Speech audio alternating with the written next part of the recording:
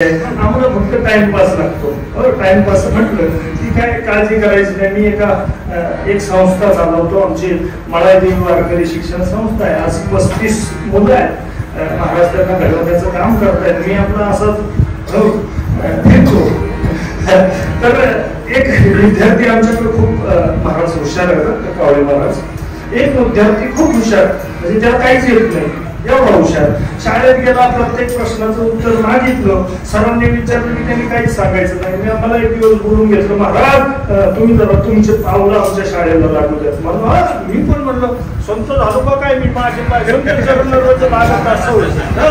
सरांनी बोलावलं. मी गेलो शाळेत गेल्यानंतर माझ्या समोर तो विद्यार्थी उभा केला. म्हणले याला काही विचारा.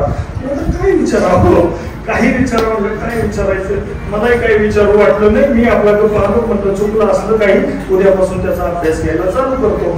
तिसऱ्या दिवशी शाळेत गेला.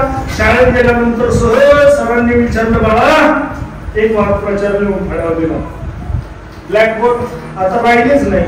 आणि आता शिक्षकांना घाबरणारी पिढी राहिली नाही. आमच्या काळात ठोक ठोकायचे शिक्षक, आणि म्हणून आम्ही चांगले करायचो. आता म्हणजे हात लावायचा नाही आमच्या पाल्याला. पालक सांगतो अजिबात हात लावायचा नाही.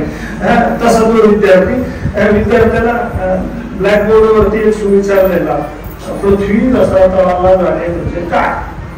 लक्षात आलं? इकडे लक्ष द्या, हसू नका. घरी गेलो हसा, इथं हसायचं नाही बरं. इकडे लक्ष द्या. लेकरं सांभाळता शाळेत या. ही शाळा आहे, कारण विठ्ठल नावाची शाळा भरली. इथं मास्तर एकच आहे. तिथं ब्लॅकबोर्ड वरती येतं रसा तळाला जाणे म्हणजे काय. आता काय म्हणल्यानंतर शाळेतले एकही पोट्टे ते बोलालेच ना. म्हणजे बोला रे बोला. मास्तर त्यांना म्हणते बोला रे बोला, कुणीतरी बोला. कुणीच नाही बोललं तर म्हणजे म्हणतात बोला पटकन, सांगा काहीतरी. कुणीच बोला ना. मग आमच्या गाड्याला राग आला, जो संस्थेत शिकतोय. म्हणजे अरे वा, माऊलींची कृपा आहे, तुकोबरायांची कृपा आहे. अरे वा, चांगली गोष्ट आहे. ते उठलं महाराज, उठलं सरांना म्हणलं आपण सांगत असतो रसा तळाला. आपण सांगत असतो म्हणला. बाकीचं तर पृथ्वी तुम्हाला कळतेच, पृथ्वी तुम्हाला कळते. रसा तळाला आपण सांगत असतो. गुरुजींना विशेष वाटलं. त्याने सांगितलं मला सोयाबीनची भाजी.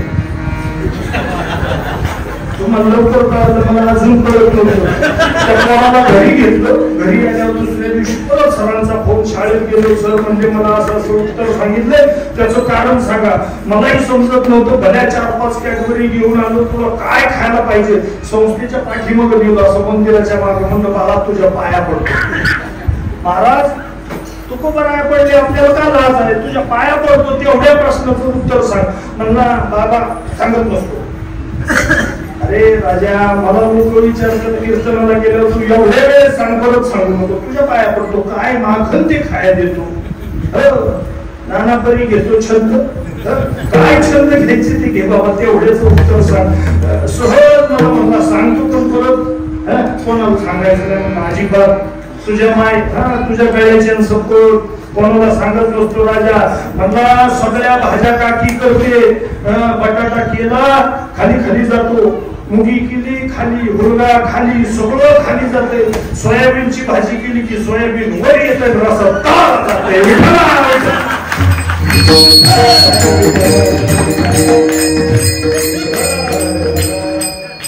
आता कशी